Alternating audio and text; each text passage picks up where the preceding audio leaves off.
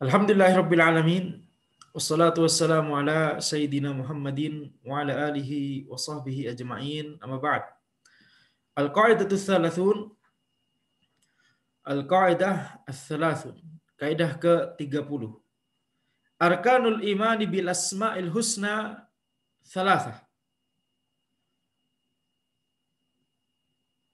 Rukun iman atau pilar iman terhadap nama dan terhadap nama Allah yang sempurna itu ada tiga, ya. Tiga hal yang harus kita miliki, yang harus kita penuhi ketika kita mau beriman kepada nama Allah yang sempurna, Al-Asma'ul Husna. Itu ada tiga. Imanuna bil ismi, itu yang pertama, iman kita terhadap nama tersebut. Wa bima dalla alaihi minal ma'na, dan juga iman kita terhadap makna yang dikandungnya. Wa bima ta'allaqa bihi minal athar, dan yang ketiga, iman kepada konsekuensi dari nama tersebut. Ini adalah tiga hal yang harus kita miliki, ya, yang harus kita imani ketika itu berkaitan dengan nama Allah Subhanahu wa taala. Wa hadhil qa'idatul 'azimah khassatun bi asma'ir rabb. Kaidah yang agung ini khusus dengan nama Allah. Khusus tentang nama Allah Subhanahu wa taala. Wa fil Qur'ani minal asma'il husna ma yunifu an thamanina isman. An thamanina isman kurrirat fi ayatin muta'addidah bihasabi ma yunasibul maqam. Dan di dalam Al-Qur'an, ya, disebutkan al-asma'ul husna, nama-nama Allah yang indah, yang sempurna. Ma yunifu an thamanin isman. Ya, lebih dari 80 nama. Melebihi 80-an nama. Kurrirat fi ayatin muta'addidah. Diulang-ulang dalam ayat-ayat yang banyak. Bihasabi ma yunasibul maqam, sesuai dengan konteksnya, sesuai dengan apa yang dibahas atau dibicarakan di dalam ayat tersebut. Kama taqaddama ba'dul isyara ila al-munasabati biha. Sebagaimana yang telah lalu pembahasannya, ya, telah kita tunjukkan sebelumnya, telah kita bahas apa kaitan antara makna ayat atau tema utama ayat dengan, ya, nama Allah Subhanahu wa taala yang disebutkan di ayat tersebut, biasanya di bagian akhir dari ayat. Biasanya, walaupun tidak selalu. Wa hadhil qa'idah tanfa'uka fi kulli ismin min asma'ihil husna. Maka kaidah ini, kaidah ke-30 ini, ya, bisa memberikan manfaat kepada kita ketika kita ingin mengimani al-asma'ul husna. Ya, bisa bermanfaat bagi kita ketika kita membahas setiap nama-nama Allah tersebut. Al-muta'alliqa bil khalqi wal amri wal thawabi wal iqab. Yang itu berkaitan dengan, ya, al-khalq, penciptaan, wal amr, perintah, wal thawab, pahala, wal iqab, hukuman. Fa'alaika an tu'mina bi annahu alimun wa dhu ilmin. Maka wajib bagi kita, wajib bagi engkau untuk mengimani, untuk meyakini bahwa Allah Subhanahu wa taala adalah alim, zat yang maha mengetahui, wa dhu ilmin, dan memiliki ilmu. Memiliki ilmu, yakni ilmu yang sempurna. Azimun muhitun bikulli syai'. Dan juga Allah Subhanahu wa taala azimun muhitun bikulli syai'. Ya, Allah itu adalah zat yang maha agung, yang maha mengetahui segala sesuatu. Ini makna dari kaidah ini. Yang pertama, kita harus meyakini bahwa Allah memiliki nama Al-Alim. Bahwa boleh bagi kita untuk berdoa ya Alim. Karena Al-Alim adalah nama Allah Subhanahu wa taala. Salah satu dari nama Allah Subhanahu wa taala. Itu pilar pertama. Meyakini bahwa ini adalah nama Allah Subhanahu wa taala. Ketika nama tersebut memang disebutkan di Al-Quran dan As-Sunnah, di dalil yang sahih. Yang pertama apa?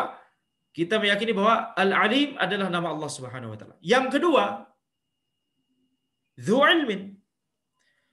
Yani Allah memiliki sifat ilmu. Ilmu Allah sempurna. Ya. Tidak hanya Allah memiliki nama Al-Alim, tetapi juga Allah memiliki sifat yang terkandung dalam nama tersebut, yaitu sifat ilmu. Ini pilar kedua. Adapun pilar ketiga, maka kita mengimani konsekuensinya. Apa konsekuensi ketika kita mengatakan bahwa Allah Subhanahu wa taala memiliki sifat ilmu? Bahkan ilmu Allah sempurna. Apa konsekuensinya? Konsekuensinya Allah muhitun bikulli syai. Segala sesuatu yang ada, Allah mengetahui ilmunya. Allah mengetahui hal tersebut. Allah mengetahui keadaan kita. Allah mengetahui apa yang kita lakukan. Allah mengetahui apa yang kita pikirkan. Allah mengetahui niat kita. Allah mengetahui perbuatan kita. Allah mengetahui amalan kita. Allah mengetahui gerak-gerik kita. Yani itu athar, itu konsekuensi. Tidak hanya kemudian kita mengatakan Allah adalah Al-Alim, Allah memiliki ilmu yang sempurna, titik.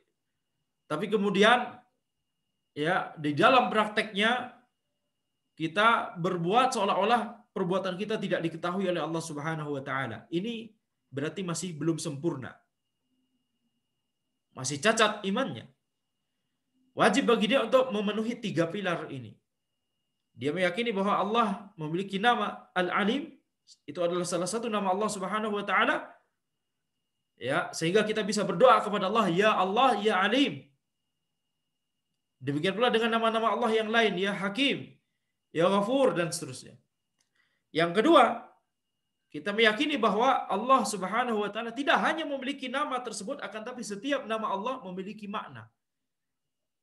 Maka kita harus meyakini bahwa Allah memiliki sifat yang dikandung oleh makna tersebut. Al-Alim memiliki sifat, mengandung sifat ilmu. Maka kita meyakini bahwa Allah memiliki sifat ilmu, dan ilmu Allah itu adalah sempurna, ilmu yang sempurna. Tetapi tidak hanya cukup dengan 2 hal ini, harus kita lengkapi dengan kita meyakini konsekuensinya. Kita meyakini bahwa perbuatan kita diketahui Allah.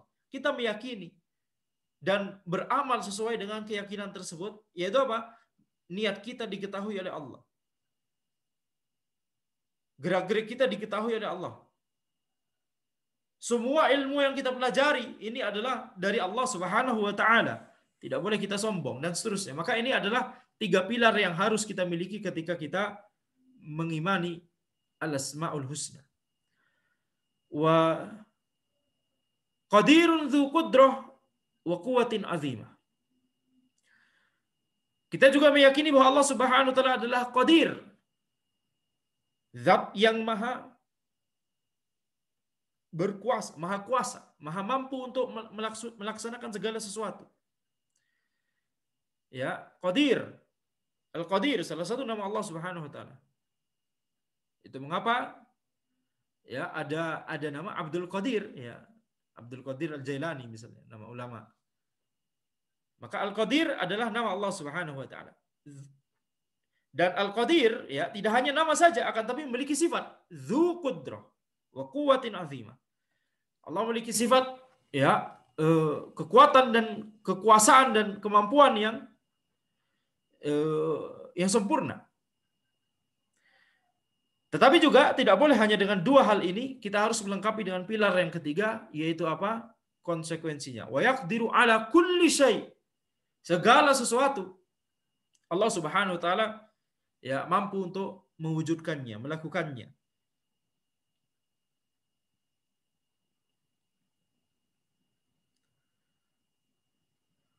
Maka ya tidak boleh bagi kita untuk meyakini misalnya ada sesuatu yang tidak mampu untuk dilakukan oleh Allah Subhanahu wa taala. Seperti misalnya tidak mampu untuk membangkitkan makhluk kembali. Manusia kalau sudah mati, maka pasti akan tetap mati. Gimana caranya? Ini keyakinan orang kafir kan? Mereka meyakini bahwa Allah bukanlah zat yang maha mampu. Ya, mereka mengingkari hari kebangkitan. Wa rahimun dzu rahmatin azimah wa rahmatuhu wasi'at kulla syai'. Demikian pula Allah Subhanahu wa taala adalah Rahim, Ar-Rahim. Itu adalah salah satu nama Allah Subhanahu wa taala. Dzu rahmatin azimah, memiliki rahmat yang agung, yang mulia. Ini adalah sifat yang terkandung dalam nama Allah tersebut, Ar-Rahim. Dan juga konsekuensinya apa? Konsekuensinya rahmat Allah Subhanahu wa taala mencakup segala sesuatu. Ya, ini konsekuensinya. Jadi kita sekarang, apakah kita mendapatkan rahmat dari Allah? Naam. Apakah semut yang sedang berjalan mendapatkan rahmat dari Allah? Naam. Apakah orang kafir mendapatkan rahmat dari Allah? Naam. Rahmat ada dua jenis. Rahmat yang umum ke semua makhluk Allah dan rahmat yang khusus hanya untuk kaum muslimin, kaum mukminin. Semua makhluk, bahkan makhluk benda mati, semuanya mendapatkan rahmat dari Allah Subhanahu wa taala. Ya, maka naam, harus yakni asar, konsekuensi dari sifat Allah tersebut kita harus ya yakini. Itu mengapa kalau kita merenungkan makna nama Allah dan sifat Allah dan konsekuensinya ke diri kita dan ke sekeliling kita, itu tidak akan ada habis-habisnya. Ya, tidak akan ada habis-habisnya. Ana sendirian di ruangan ini misalnya. Ya. Apakah bebas berbuat sesuka hati?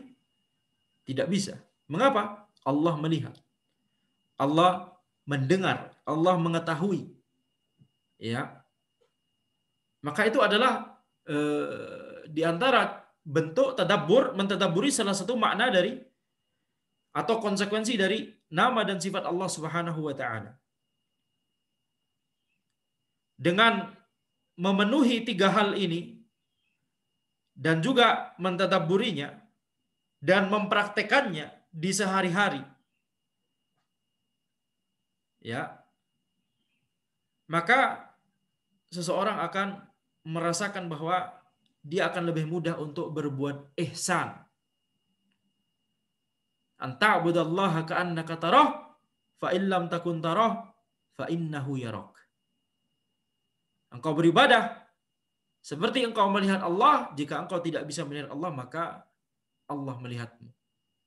Tingkatan ihsan bisa dicapai dengan merenungkan nama dan sifat Allah dan dikaitkan dengan kita. Tidak hanya Allah Maha mengetahui, Allah Maha selesai gitu ya, cuma ucapan saja. Tapi kita sadari ini perbuatan kita sekarang. Gerak-gerik kita, ya, tangan kita bergerak, jadi kan tangan kiri kemudian bergerak juga. Ini diketahui oleh Allah semua. Sudahkah kita merenungkan hal tersebut? Kalau kita merenungkan, menghadirkan hal ini, lebih mudah bagi kita untuk mencapai tingkatan ihsan. Wathalathatu mutalazimah. Dan tiga pilar ini mutalazimah, saling ya berkaitan, saling merupakan, yang satu adalah hasil konsekuensi dari yang lain. Falismu dalla alal wasf. Nama Allah itu menunjukkan sifat yang dikandungnya.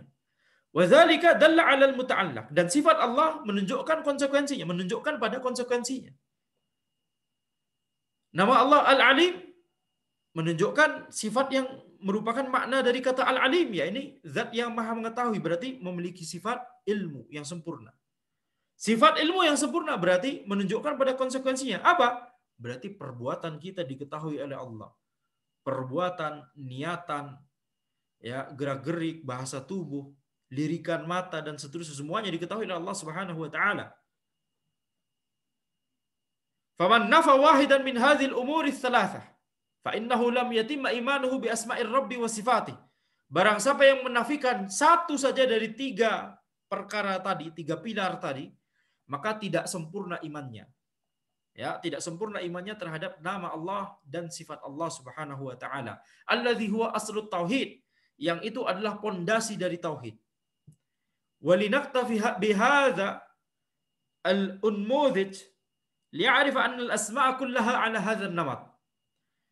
Maka kami cukupkan, ya kita cukupkan contohnya hanya pada beberapa contoh yang telah kita sebutkan barusan, ya sehingga orang itu bisa tahu bahwa semua nama Allah Subhanahu wa taala itu ya bisa kita terapkan kaidah ini.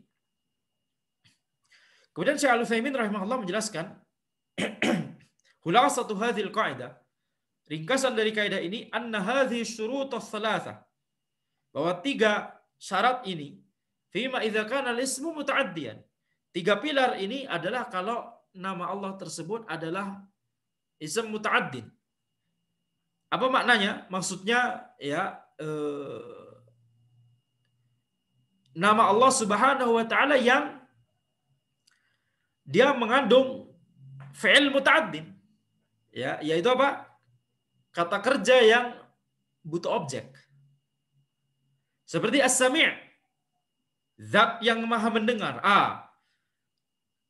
Dia yakni nama Allah ini As-Sami' ya memiliki kandungan makna, yaitu bahwa Allah Subhanahu wa taala adalah zat yang maha mendengar.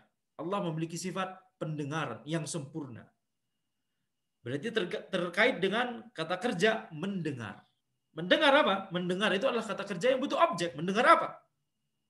Ya, mendengar ya suara kita, mendengar seluruh suara yang ada di alam semesta, mendengar berbagai bahasa dan memahaminya semuanya. Ya, pendengaran manusia hanya mendengar yang di sekitar kita. Hanya mendengar ya pada rentang frekuensi tertentu saja. Tidak bisa frekuensinya terlalu rendah atau terlalu tinggi, ya. Taib, nggak perlu bahasa terlalu teknis. Maka itu telinga manusia tidak bisa mendengarkan suara yang ya bersamaan kemudian dia bisa memahaminya dengan baik. Tidak bisa, itu manusia, pendengarannya lemah. Akan tapi Allah Subhanahu wa taala memiliki sifat pendengaran yang sempurna. Maka mendengar itu adalah sebuah kata kerja yang butuh objek. Makanya ya kalau nama Allah tersebut terkait dengan kata kerja yang butuh objek, yakni berarti dia memiliki konsekuensi. Konsekuensinya itu muta'addin, yakni konsekuensinya itu ya mencakup objek-objek tertentu. Maka terpenuhi 3 pilar ini. Kita harus memenuhi 3 pilar ini. Kita meyakini nama Allah As-Sami', kita meyakini sifat Allah As-Sama', pendengaran, yakni pendengaran yang sempurna, dan yang ketiga konsekuensinya. Allah mendengar suara kita, Allah mendengar suara ya siapapun yang ada. Semua manusia suaranya didengar oleh Allah, semua binatang suaranya didengar oleh Allah, semua suara yang ada di dalam semesta didengar oleh Allah Subhanahu wa taala. Dengan pendengaran yang sempurna. Maka ini 3 hal, 3 pilar. Al-Alim, demikian pula. Al-Alim dia terkait dengan kata kerja yang ya, punya objek. Al-Khallaq, maha menciptakan. Ya, terkait dengan kata kerja yang punya objek. Wa ma asbaha dzalik. Maka semua nama Allah yang terkait dengan kata kerja yang punya objek, maka terpenuhi, harus kita penuhi 3 pilar ini.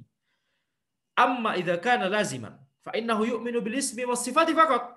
Adapun kalau nama Allah tersebut terkait dengan fi'il lazim, kata kerja yang lazim, tidak punya objek, sehingga nama Allah tersebut kita sebut ism lazim, ya yakni nama Allah tersebut lazim gitu maksudnya, ya sebagaimana nama Allah muta'addin di ya kalimat sebelumnya di sini. Maka cukup terpenuhi 2 pilar saja. Kita meyakini nama Allah tersebut dan meyakini sifat yang dikandungnya. Karena tidak punya objek. Famathalan Al-Hayyu. Contohnya adalah nama Allah Al-Hayyu. Ya, ini adalah nama Allah. Kita yakini hal tersebut. Ini pilar pertama. Sehingga kita bisa berdoa kepada Allah menyebut Ya Hayyu, Ya Qayyum misalnya. Kemudian yang kedua, kita meyakini sifat yang terkandung dalam nama Al-Hayyu. Apa sifatnya? Sifat hidup, hidup yang sempurna, hidup yang tidak cacat seperti hidupnya manusia yang diawali dari ketiadaan, diakhiri dengan juga ketiadaan. Tapi setelah itu Allah bangkitkan kembali. Dan juga tidurnya manusia tidur yang cacat karena dinodai dengan hidupnya manusia adalah hidup yang cacat gitu karena dinodai dengan tidur. Anda terbalik tadi. Kehidupan ya manusia itu adalah hidup yang cacat karena dinodai dengan tidur. Ini karena dari awal Anda sudah mikir mau nyebut ya cacatnya hidup manusia dengan tidur. Jadi kata tidur tersebut dari awal ya. Semoga kalimat sebelumnya tidak salah juga ya. Taib. Al-Hayyu. Zat yang maha hidup. Memiliki sifat hidup yang sempurna. Tu'minu bihadzal ismi isman min asma'illahi wa tu'minu bi annahu dzu hayah. Maka kita meyakini bahwa nama ini Al-Hayyu adalah salah satu nama Allah. Itu pilar pertama. Dan kita juga meyakini bahwa Allah memiliki hidup yang sempurna. Sifat hidup yang sempurna. Ini berarti pilar kedua. Akan tapi tidak ada pilar yang ketiga karena memang tidak punya objek. Tidak terkait dengan kata kerja yang punya objek. Ya, cukup berarti cuma dua pilar saja. Meyakini bahwa Al-Hayyu adalah salah satu dari nama Allah dan meyakini bahwa Allah memiliki sifat yang terkandung dalam nama tersebut yaitu sifat hidup yang sempurna. Wa hadhihi as-sifah. Naam, meyakini pilar pertama ism, pilar kedua sifat. Lakin laisa laha aslun tata'allaqu bihi, akan tapi tidak ada ya konsekuensinya lianna hadhihi sifata al-lazimata la tata'adda mausufaha. Karena sifat ini, sifat hidup ini dia terkait dengan kata kerja yang tidak punya objek sehingga dia tidak ya mencakup objek-objek tertentu. Walladzi ankara dalalatal ismi 'ala sifah humul mu'tazilah. Kemudian Syekh Al-Utsaimin rahimahullah menjelaskan di sini ya orang-orang yang mengingkari bahwa al-ismu nama Allah itu memiliki makna yaitu memiliki sifat yang terkandung di dalamnya. Orang-orang yang mengingkari hal ini itu adalah Mu'tazilah. Yani mereka meyakini bahwa ini adalah nama Allah, pilar pertama. Tapi mereka tidak meyakini pilar kedua. Qalu nu'minu bil ismi biduni ayyakuna lahu sifah. Kita beriman terhadap nama ini. Al-Alim adalah nama Allah, As-Sami' adalah nama Allah, Al-Hayy adalah nama Allah. Akan tapi kita tidak mengimani sifat yang terkandung di dalamnya. Ayyakuna biduni ayyakuna lahu sifah. Allah tidak memiliki sifat-sifat tersebut. Allah adalah Sami' fahuwa sami'un bila sama. Allah adalah ya As-Sami' tapi tidak punya sifat maha mendengar, tidak punya sifat pendengaran. Basir, al-basir bila basar. Allah adalah al-basir tapi tidak punya penglihatan. Allah adalah as-sami' tapi tidak punya pendengaran. Allah adalah al-basir tapi tidak punya penglihatan. Ini keyakinan Mu'tazilah. Wa yadda'una anna Allah sami'un bidzatihi la bi sifatin hiya sama'. Mereka mengklaim bahwa Allah Subhanahu wa taala itu adalah sami' secara zatnya akan tetapi tidak secara sifat. Yani enggak ada sifat pendengaran. Alimun bidzatihi la bi sifatin hiyal ilmu. Allah Subhanahu wa taala Allah Subhanahu wa taala adalah alim secara zatnya akan tapi secara sifat tidak. Ini pemahaman Mu'tazilah. Kalau antum tidak paham, maka alhamdulillah. Kalau paham maka berbahaya. Ya, akidah Ahlussunnah wal Jamaah, akidah Salafus Saleh itulah adalah akidah yang paling mudah. Akidah Islam yang benar, yang sahihah, yang lurus bisa dipahami bahkan oleh orang Badui di zaman Nabi Muhammad SAW. Tidak perlu berretorika, penuh dialektika, ya, studi retorika dan mantik untuk memahami ya pembahasan ini secara menyeluruh, secara komprehensif. Istilah-istilahnya disebut semua. Ya, maka tidak perlu itu semua. Pembahasan akidah ini, akidah Ahlussunnah wal Jamaah, akidah As-Salafus Saleh ini, akidah yang lurus ini, di zaman Nabi Muhammad SAW bahkan dipahami oleh orang Badui sekalipun. Apalagi terkait dengan nama dan sifat Allah, yakni ya sebuah ilmu yang wajib untuk diketahui oleh seluruh orang, baik orang awamnya ataupun orang yang berilmunya. Ya, taib. Kemudian kita masuk ke kaidah ke-31, rububiyatullahi fil Qur'ani ala naw'ain, ammah wa khassah. Rububiyah Allah di Al-Qur'an, sifat rububiyah Allah di Al-Qur'an itu terdiri atas dua jenis, umum dan khusus. Di sini Allah Subhanahu wa taala menyebutkan, ya, di sini penulis menyebutkan salah satu dari sifat Allah, yaitu rububiyah. Ini adalah salah satu sifat Allah yang terkandung dalam nama Ar-Rabb. Nama Allah Subhanahu wa taala Ar-Rabb itu adalah nama Allah. Sifat apa yang terkandung di dalamnya? Rububiyah. Konsekuensi apa? Allah mentarbiyah, memelihara makhluknya. Pemeliharaan Allah ini ada dua jenis. Pemeliharaan yang umum dan pemeliharaan yang khusus. Rububiyah ammah dan rububiyah khassah. Kathura fil Qur'ani dzikru rububiyatir rabbi li ibadihi wa muta'alliqatiha wa lawazimiha wa hiya ala naw'ain. Ya, banyak disebutkan di Al-Qur'an sifat rububiyah Allah Subhanahu wa taala terhadap para hambanya, dan juga konsekuensinya, dan juga kelazimannya. Ya. Dan rububiyah Allah, pemeliharaan dari Allah, tarbiyah dari Allah Subhanahu wa taala itu ada dua jenis. Rububiyah ammah tadkhulu fihi al-makhluqatu kulluha. Rububiyah ammah yaitu pemeliharaan Allah Subhanahu wa taala yang umum kepada para hambanya, kepada para makhluknya, yaitu, ya, rububiyah Allah terhadap seluruh makhluk. Tarbiyah Allah kepada seluruh makhluk, pemeliharaan Allah Subhanahu wa taala kepada seluruh makhluk. Barruha wa fajiruha, barruha wa fajiruha. Baik orang yang bertakwa ataupun orang yang fajir. Bal mukallafuha wa ghairul mukallafin. Baik mukallafnya ataupun yang bukan mukallaf, hattal jamadat, bahkan benda mati. Semua mendapatkan rububiyah dari Allah Subhanahu wa taala, yakni rububiyah ammah. Pemeliharaan yang umum, tarbiyah yang ammah, tarbiyah yang umum.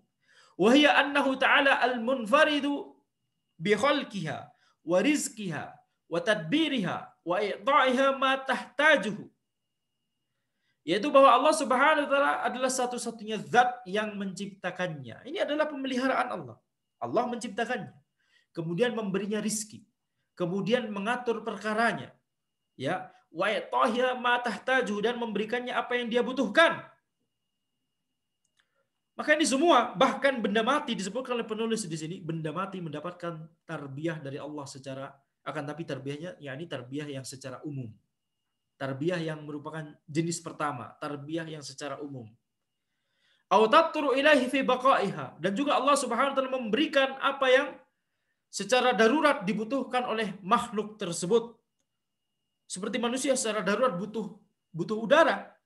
Allah Subhanahu wa taala mentarbiyah, memelihara manusia dengan cara apa? Memberikan udara gratis cuma-cuma, dan manusia bisa bernafas walaupun tidak disertai dengan ingat dan niat.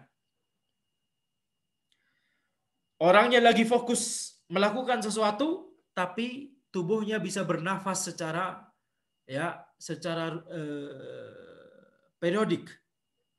Ini adalah tarbiyah ammah dari Allah Subhanahu wa taala. Bahkan orang kafir melakukan kekufuran dan kesyirikannya, sedang melakukan kekufuran dan kesyirikannya, beribadah kepada selain Allah Subhanahu wa taala, akan tetapi nafasnya tetap berjalan, hidungnya tetap menghirup udara milik Allah Subhanahu wa taala. Ini adalah tarbiyah ammah kepada seluruh makhluk, pemeliharaan yang umum dari Allah Subhanahu wa taala mencakup seluruh makhluk. Wa husuli manafi'ha wa maqasidiha. Dan Allah Subhanahu wa taala juga memudahkannya untuk menggapai apa yang bermanfaat bagi dia, dan menggapai apa yang menjadi tujuannya. Maka kita lihat, ya, bahkan orang kafir pun bisa bekerja, bisa menggapai cita-citanya, bisa kaya, bisa macam-macam. Kaum muslimin juga demikian, alhamdulillah. Maka ini semua adalah tarbiyah yang ammah dari Allah Subhanahu wa taala. Fahadhi tarbiyatu la yakhruju anha ahadun. Tidak ada satupun makhluk yang keluar dari tarbiyah ammah ini. Bahkan benda mati. Wa an-naw'u tsani fi tarbiyatihi li asfiyaihi wa auliyaihi. Tarbiyah jenis kedua adalah tarbiyah yang khusus li asfiyaihi wa auliyaihi, kepada wali-wali Allah Subhanahu wa taala. Fayurabbihim bil imanil kamil. Maka Allah Subhanahu wa taala memelihara mereka dengan iman yang sempurna.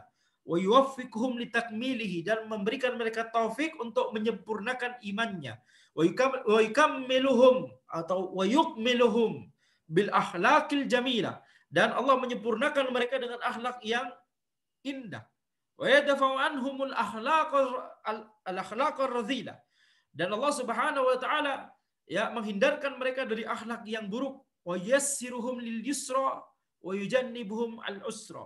Allah Subhanahu wa taala kemudian mudahkan mereka kepada kemudahan-kemudahan, dan Allah menjauhkan mereka dari kesulitan-kesulitan. Maka ini adalah tarbiyah khassah, tarbiyah yang khusus dari Allah Subhanahu wa taala kepada siapa? Hanya kepada kaum muslimin, kaum mukminin.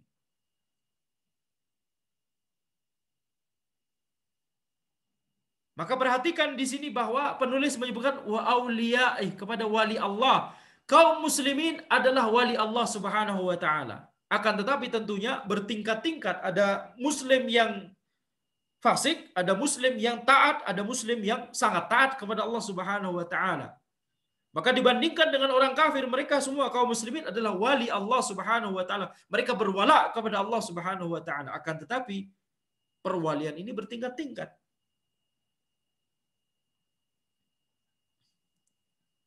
Wa haqiqatuha at-taufiqu likulli khair. Hakikat dari tarbiyah yang khusus ini adalah at-taufiqu likulli khair, memberikan taufik kepada setiap kebaikan. Apa makna memberikan taufik? Yakni memudahkan orang tersebut untuk mewujudkan ya penghambaannya kepada Allah, mewujudkan ketaatannya kepada Allah. Tidak hanya sekedar ilmu saja, akan tapi mengamalkannya juga. Itu namanya taufik. Wal hifdzu min kulli syarr. Dan Allah menjaga mereka dari segala keburukan. Wa inalatul mahbubatil ajilati wal ajilah. Dan juga Allah memudahkan mereka untuk mendapatkan sesuatu yang dicintai oleh Allah dan juga oleh mereka, baik di dunia ataupun di akhirat. Sesuatu yang dicintai di akhirat, surga, pahala di surga. Sesuatu yang dicintai di dunia, ya ketenangan hati, kebahagiaan, ya tumakninahnya hati, dan juga ya nikmat-nikmat dari Allah Subhanahu wa taala yang Allah berikan kepada kita di dunia. Wasarful makruhatil ajilatil wa ajilah, dan juga Allah Subhanahu wa taala menghindarkan dari mereka hal-hal yang dibenci baik di dunia ini ataupun nanti di akhirat. Fa haitsu utliqat rububiyatuhu ta'ala fa innal murada biha al-ma'na al-awwal. Maka ketika rububiyah Allah itu disebutkan secara mutlak tanpa catatan tambahan, maka yang dimaksud adalah makna yang pertama, rububiyah ammah, rububiyah yang umum. Mithlu qawlihi rabbil alamin, seperti firman Allah Subhanahu wa taala rabbil alamin, Rabbnya seluruh semesta alam. Berarti Rabb di sini maksudnya apa? Rububiyah apa yang dikandung dalam nama Allah Rabb dalam konteks ini? Rububiyah ammah. Wa huwa rabbu kulli syai'. Allah adalah Rabbnya segala sesuatu. Maka di sini segala sesuatu. Maka ini berarti apa? Rububiyah ammah atau khassah? Rububiyah ammah. Ya, dan demikian pula ayat-ayat yang lain. Wa haitsu qayyadat bima yuhibbuhu wa yardah aw waqa'a as-su'alu biha minal anbiya'i wa atba'ihim fa innamal muradu biha an-naw'u tsani. Akan tapi ketika rububiyah tersebut diberikan catatan, ya, diberikan qaid, catatan, maka maknanya adalah rububiyah khassah. Dan ya, diberikan catatan dengan sesuatu yang Allah cintai dan ridhoi. Atau ya, kata Rabb tersebut atau rububiyah tersebut itu berasal dari doa dari para nabi, para rasul atau para pengikut mereka ketika mereka berdoa ya Rob, maka kata Rob di sini mengandung sifat rububiyah, yakni rububiyah khassah. Fa innamal muradu biha an-nau'u tsani. Yang dimaksud adalah ketika para nabi dan rasul, ketika Rasulullah sallallahu alaihi wasallam berdoa kepada Allah ya Rob, maka Rob di sini yang dimaksud adalah Rob yang mengandung sifat rububiyah, yakni rububiyah khassah. Wa huwa mutadamminun lil nau'il awal. Ya, akan tapi ala kulli hal rububiyah khassah itu juga mencakup rububiyah ammah, ya.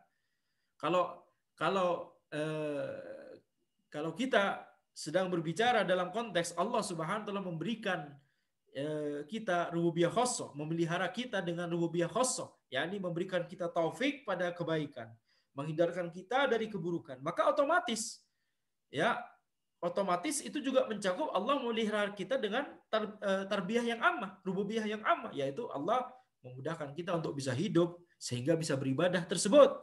Allah Subhanahu wa taala memudahkan kita untuk sehat sehingga kita bisa taat kepada Allah melakukan amalan ibadah tersebut, gitu kan? Allah memberikan kita kehidupan ya sehingga dengan hidup tersebut kita bisa taat kepada Allah Subhanahu wa taala. Yani kalau kita berbicara tarbiyah khassah pada kita, itu juga berarti ya juga mencakup tarbiyah ammah.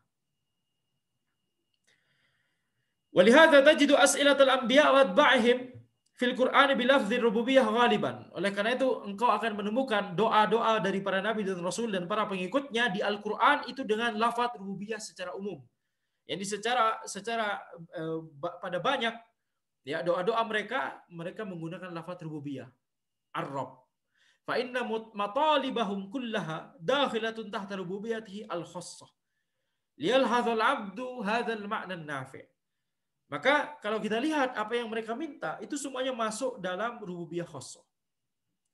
Akan tapi mereka menyebutkan lafaz ar-Rabb supaya ya orang-orang itu bisa perhatian terhadap makna ini, makna yang sangat bermanfaat ini, yakni bahwa nama Allah ar-Rabb itu tidak hanya Rabbu kulli syai', tidak hanya Rabbul alamin, akan tetapi Rabb dengan makna tarbiyah atau rububiyah yang khassah. Wa nadhiru hadzal ma'na al-jalil anna Allah akhbara fi iddati ayat anna al-khalqa kullahum ibaduhu wa 'abiduhu. Dan yang semisal dengan makna yang agung ini adalah bahwa Allah Subhanahu wa taala mengabarkan di beberapa ayat bahwa al-khalqa kullahum, bahwa makhluk semuanya itu adalah para hambanya. In kullu ma fis samawati wal ardi illa atir rahmani abada. Sesungguhnya semua yang ada di langit dan di bumi tidaklah dari mereka kecuali mendatangi Ar-Rahman ya sebagai hamba, dalam kondisi menghambakan diri kepada Allah Subhanahu wa taala. Fa kulluhum mamalikuhu wa laysa lahum minal mulki wal amri syai'. Maka semua makhluk Allah itu adalah ya hamba Allah. Mereka tidak memiliki sama sekali kekuasaan, tidak memiliki sama sekali al-amr, ya otoritas sama sekali. Mereka hanya hamba. Hamba dari siapa? Dari Allah Subhanahu wa taala. Wa yukhbiru fi ba'dil ayati anna ibadahu ba'du khalqi. Dan Allah Subhanahu wa taala mengabarkan di sebagian ayat bahwa para hamba Allah itu adalah ya bagian dari makhluk Allah, ya. Kaqaulihi wa ibadur rahmanil ladzina yamshuna 'alal ardi hauna. Dan para hamba-hamba Ar-Rahman, hamba di sini, alladzina yamshuna 'alal ardi hauna, yang berjalan di atas muka bumi dengan tunduk, dengan penuh ya kerendahan hati. Maka di sini thumma dzakara sifatihim al-jalilah. Kemudian Allah Subhanahu wa taala menyebutkan sifat-sifat mereka yang agung. Alaisallahu bikafin abadah. Ya. Bukankah Allah Subhanahu wa taala itu telah mencukupi para hambanya? Ya. Wa fi qiraah ibadah. Maka di sini ini menunjukkan bahwa ya ini adalah rububiyah Allah Subhanahu wa taala, rububiyah yang umum. Ya, rububiyah yang umum.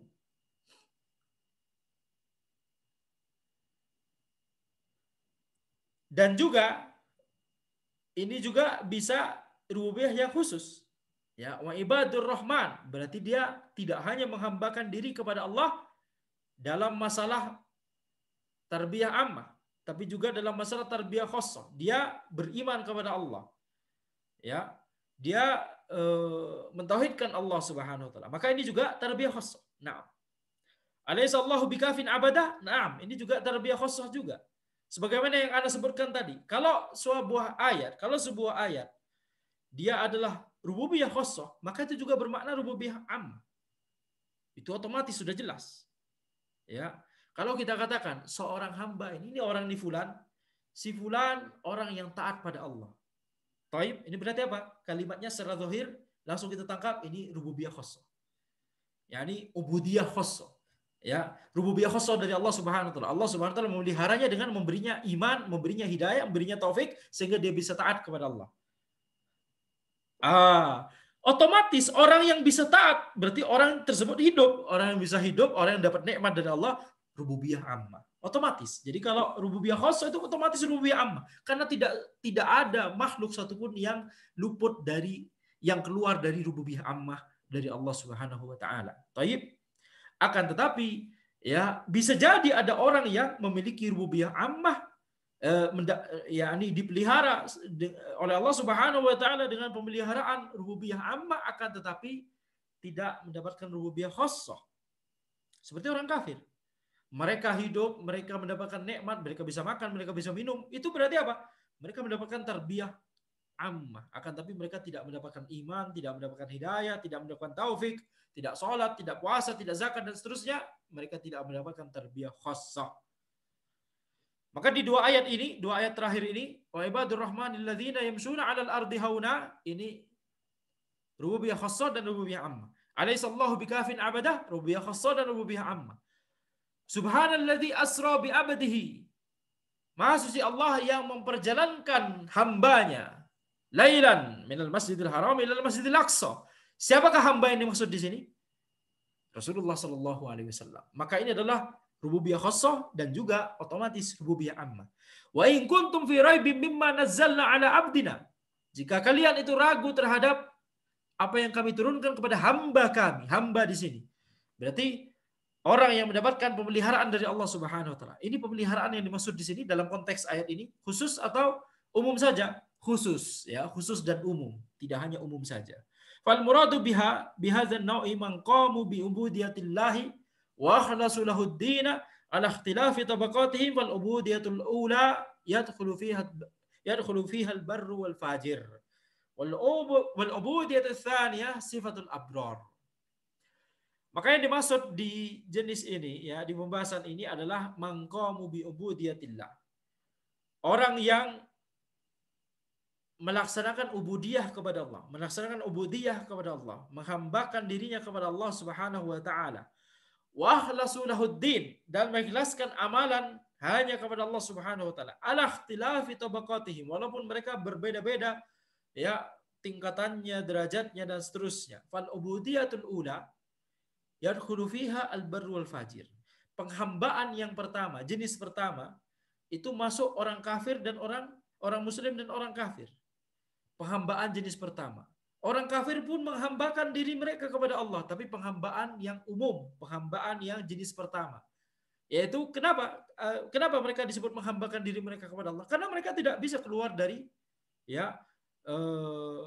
kekuasaan Allah. Mereka tetap mendapatkan nikmat Allah dan rezeki dari Allah Subhanahu wa taala. Mereka tidak bisa kemudian ya mengatur badan mereka sendiri. Anda mau nafas cuma 2 kali sehari saja. Ya, 2 kali hidupan saja. Tidak bisa. Tubuh mereka tunduk kepada hukum Allah, hukum kauniyah Allah, bahwa badan itu menarik nafas secara periodik, ya, hampir tiap detiknya, walaupun kita tidak menyengaja, walaupun kita tidak ingat. Ini siapa yang mengatur? Allah Subhanahu wa taala. Itu berarti ya semua manusia itu menghambakan diri kepada Allah dari sisi ini. Naam, semuanya adalah hamba Allah, yakni semuanya tunduk pada Allah dalam hukum-hukum kauniyah ini. Akan tetapi orang kafir tidak menghambakan kepada Allah dari sisi penghambaan yang jenis kedua, penghambaan yang khusus. Mengapa disebut khusus? Karena hanya khusus dilakukan oleh kaum muslimin, kaum mukminin. Wal ubudiyatu tsaniyah sifatul abrar. Itu mengapa ubudiyah yang kedua ini, ubudiyah yang khusus ini adalah sifatnya orang-orang mukmin. Walakin al farqa baina rububiyyah wal ubudiyah anna rububiyyah wasfur rabbi wa fi'luh wal ubudiyah wasful abidi wa fi'luhum. Akan tapi perbedaan antara rububiyah dan ubudiyah, sekarang kita sadari ada dua istilah ini, rububiyah dan ubudiyah. Dua-duanya sama-sama ada dua jenis, rububiyah ada dua, rububiyah ammah, rububiyah khassah, ubudiyah demikian pula, ubudiyah ammah, ubudiyah khassah. Akan tapi bedanya apa? Sama-sama ada dua jenis tapi ada beda. Bedanya adalah rububiyah itu adalah sifat Allah dan perbuatan Allah. Karena rububiyah maknanya pemeliharaan. Allah, siapa yang memelihara? Allah Subhanahu wa taala. Wal ubudiyah wasful abidi wa fi'luhum. Akan tapi ubudiyah adalah sifatnya makhluk. Perbuatannya makhluk. Siapakah yang menghambakan diri? Itu makna dari ubudiyah, menghambakan diri. Siapakah yang menghambakan diri? Yang tunduk. Siapa yang tunduk? Makhluk. Oleh karena itu adalah sifatnya makhluk. Oleh karena itu ya masyayikh, kita harus menyadari, selain kita meyakini bahwa Allah Subhanahu wa taala memiliki sifat rububiyah, baik ammah ataupun khassah, kita juga harus menyadari bahwa kita sekarang memiliki sifat yaitu ubudiyah.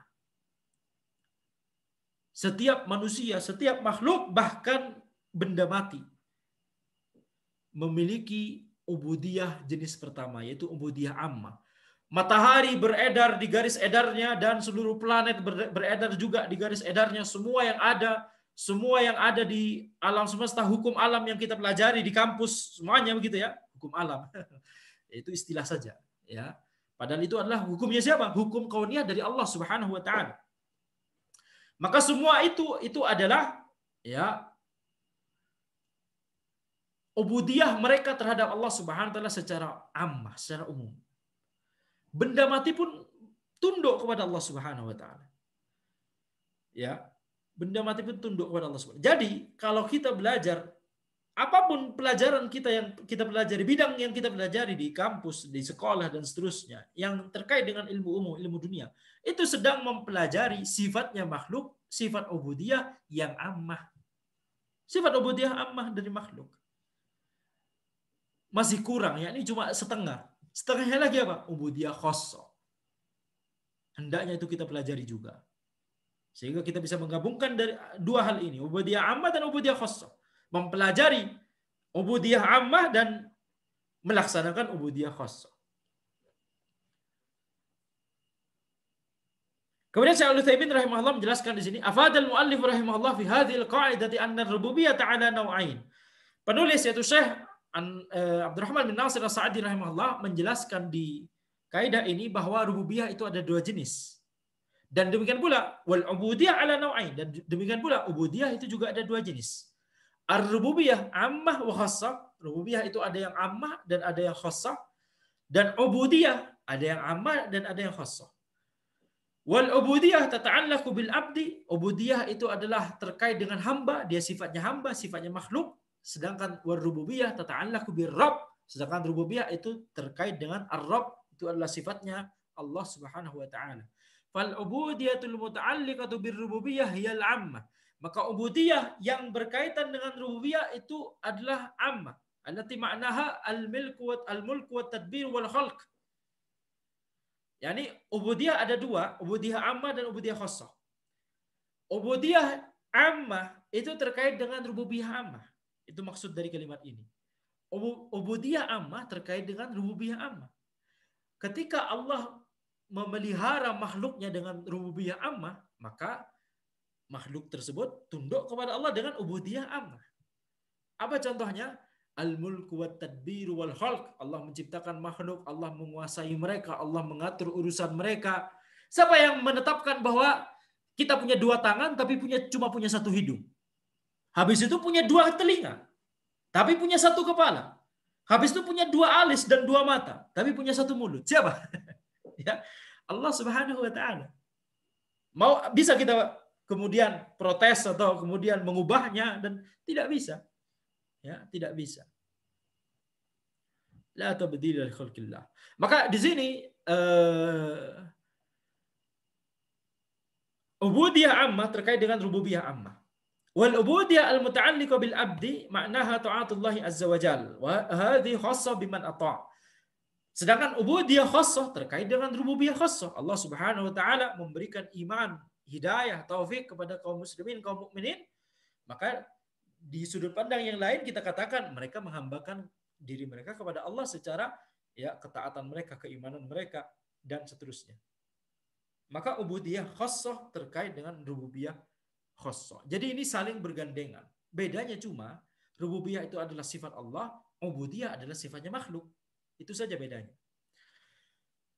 Wa qad istama'al as-sinfan fi qoulihi ta'ala qalu amanna bi rabbil alamin rabbi Musa wa Harun. Ini faidah yang manis, cantik sekali. Ya, dua sifat ini, dua jenis ini, rububiyah amma, rububiyah khassah, ubudiyah amma, ubudiyah khassah, itu tergabung dalam firman Allah Subhanahu wa taala, qalu amanna bi rabbil alamin. Mereka berkata, kami beriman kepada Rabbnya al-alamin, Rabbnya seluruh alam semesta. Rabbi Musa wa Harun, Rabbnya Nabi Musa dan Nabi Harun. Maka Rabbul alamin hadi amma. Rabbil alamin di sini amma, rububiyah amma. Rabbi Musa wa Harun, rububiyah khassah. Ya, karena disebut Rabbnya Nabi Musa dan Rabbnya Nabi Harun, berarti rububiyah khassah. Wa ibadur rahmanil ladzina yamshuna 'alal ardi hauna, 'alal ardi hauna. Ini rububiyah amma atau rububiyah khassah? Rububiyah khassah. Ubudiyah ya, ubudiyah maksudnya karena di sini lafaz ibad. Ubudiyah amma atau ubudiyah khassah? Ubudiyah khassah. Tidak kita sebut, yakni tidak kita sebut Fir'aun adalah ibadur rahman. Ya. Fir'aun adalah Abdur Rahman atau min ibadir Rahman. Tidak kita sebut secara mutlak demikian. Tentunya kita tahu Fir'aun juga adalah salah satu dari hamba Allah, hamba ubudiyah secara umum. Ya, Fir'aun ya, kalau sudah ajalnya ya sudah ajalnya. Ya, bahkan Allah Subhanahu Wa Taala jadikan dia mati di bawah laut. Tentunya dia adalah ubudiyah hamba dalam pengertian ubudiyah secara ammah. Akan tetapi tidak kemudian kita katakan dia adalah seorang Abdullah, hamba Allah. Tidak kita katakan demikian ya, secara mutlak. Maka yang dimaksud dengan wa ibadur rahman di sini itu berarti ubudiyah khassah. Dan kita katakan sebelumnya tadi rububiyah khassah berarti otomatis rububiyah. Orang yang mendapatkan rububiyah khassah otomatis dia mendapatkan rububiyah ammah. Orang yang melaksanakan ubudiyah khassah otomatis dia melaksanakan ubudiyah ammah. Karena semua orang ya mendapatkan rububiyah khassah melakukan ubudiyah. Semua orang mendapatkan rububiyah ammah melakukan ubudiyah ammah. In kullu ma fis samawati wal ardi illa atir rahmani abada. Atir rahmani abada. Ya, sungguhnya semua yang ada di langit dan di bumi tidaklah mereka kecuali mendatangi Ar-Rahman dalam kondisi menghambakan diri. Abdan di sini ubudiyah khassah atau ammah? Ammah. Karena semua in kullu ma fis samawati wal ard, semua yang ada di langit dan di bumi. Berarti abdan di sini ubudiyah ammah. Ya ibadi, kullukum ja'i illa man at'amtu. Wahai para hambaku, sesungguhnya seluruh dari kalian itu lapar kecuali yang aku berikan makan.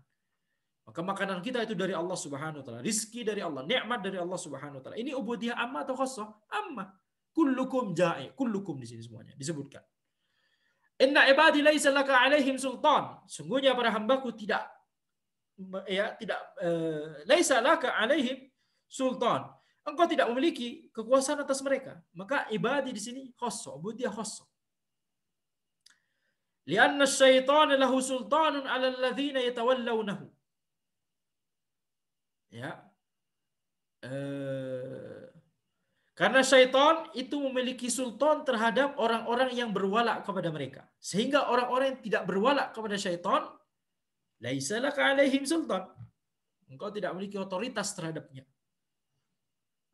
Sehingga ini ada makhluk, ada orang yang ya memiliki sifat ini, ada orang yang tidak memiliki sifat itu. Berarti apa? Berarti ini ibadi di sini adalah ubudiyah khassah. Innahu laisa lahu sultanun 'alal ladzina amanu wa 'ala rabbihim yatawakkalun innama sultanuhu 'alal ladzina yatawallawnahu. Innahu laisa lahu sultanun 'alal ladzina amanu. Sungguhnya dia tidak memiliki otoritas, kekuasaan atas orang-orang yang beriman. Wa 'ala rabbihim yatawakkalun, dan orang-orang yang bertawakal kepada Rabb mereka.